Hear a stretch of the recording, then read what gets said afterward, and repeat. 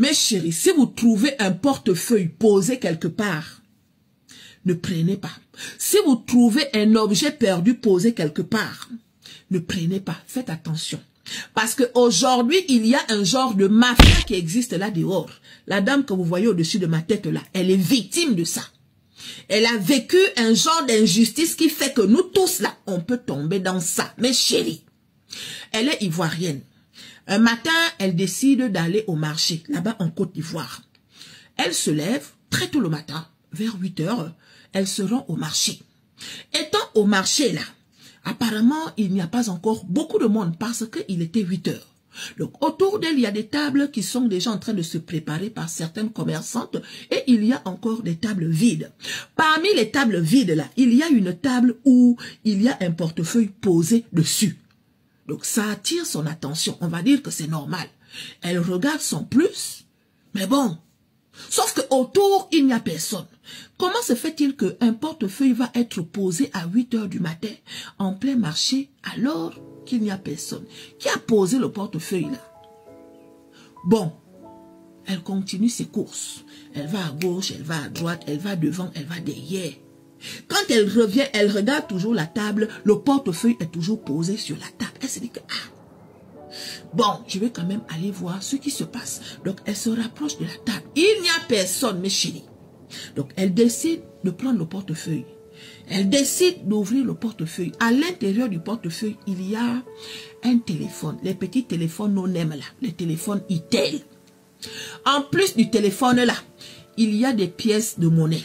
Il y a une pièce d'identité et il y a 4000 francs CFA. En dehors de ça, il n'y a rien. Elle referme le portefeuille. Elle veut poser le portefeuille, mais elle se dit que si je pose le portefeuille et que quelqu'un de malhonnête vient par là, peut-être que la personne va prendre le portefeuille et le propriétaire du portefeuille ne va peut-être pas retrouver son portefeuille. Du coup, peut-être que je vais garder ça. Ou bien je laisse ça encore là, je fais un tour. Si à mon retour je ne trouve pas, je vais prendre le portefeuille. Et c'est ce qu'elle a fait.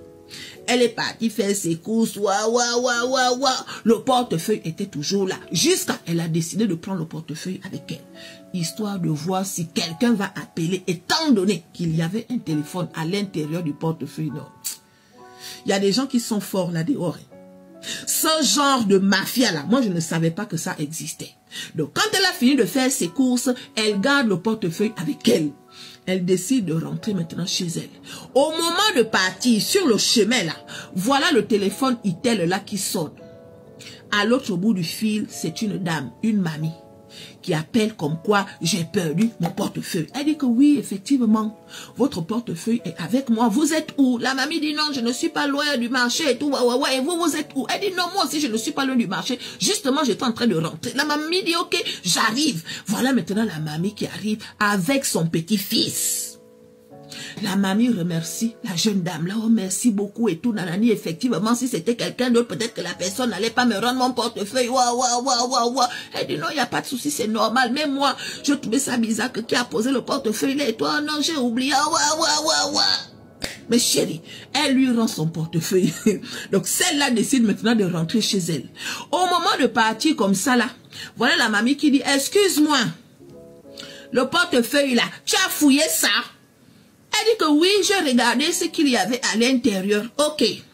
Sauf que là, moi je trouve que il n'y a que 4000 francs, plus le téléphone, plus les pièces, plus ma pièce d'identité. Les 100 000 francs sont où?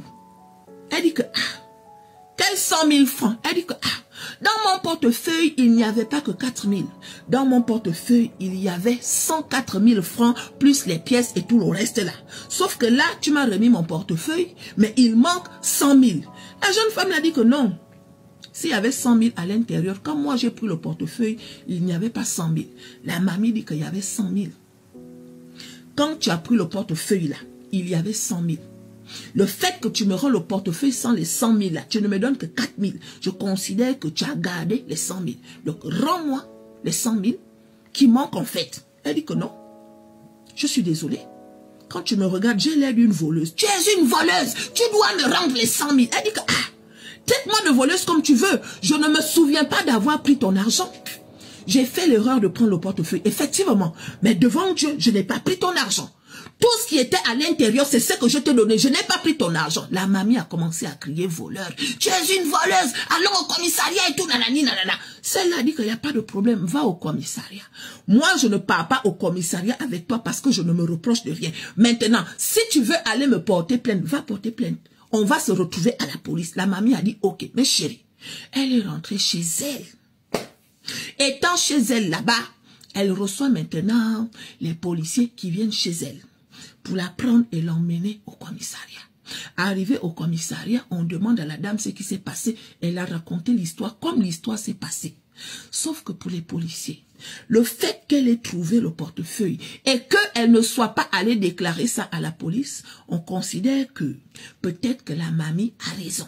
Parce que la mamie a dit que mon portefeuille, là où j'ai posé ça, là où c'était là, façon que j'ai perdu ça là, il y avait 104 000 francs à l'intérieur. Ce n'est pas moi qui t'ai remis mon portefeuille. Pourquoi tu as pris mon portefeuille? Qu'est-ce qui prouve qu'il n'y avait pas 104 000 francs à l'intérieur? La jeune dame là a beau se défendre, mais devant la loi, elle a tort. Du coup, elle a dû payer les 100 000 francs à la mamie là, alors qu'elle n'a pas pris l'argent là en question. Est-ce que vous voyez le truc? On lui demande de donner les 100 000 à la mamie parce qu'elle a pris un portefeuille qui ne lui appartenait pas. Le fait que la mamie dise qu'il y avait 100 000 francs à l'intérieur, donc même si que la mamie disait qu'il y avait 1 million, celle-là, elle devait être obligée de donner les 1 million à la mamie parce qu'elle a déplacé un objet, un article qui n'était pas à elle. Imagine un peu si ce genre d'histoire tombe sur une personne qui n'a pas l'argent, qui n'a pas les moyens, qui a voulu être honnête. Imaginez un peu. C'est comme ça que beaucoup de gens se retrouvent en prison. Mes chéris, partagez la vidéo. On peut faire ça. Aïe, on peut faire ça. Une mamie, une dame d'un certain âge qui a son petit-fils, qui se comporte encore comme ça. Vous êtes sûr qu'on va encore faire confiance aux gens là dehors? Mes chéris, donc elle a partagé son histoire, histoire de sensibiliser. Ça peut arriver à tout le monde. On peut faire ça. Faites attention.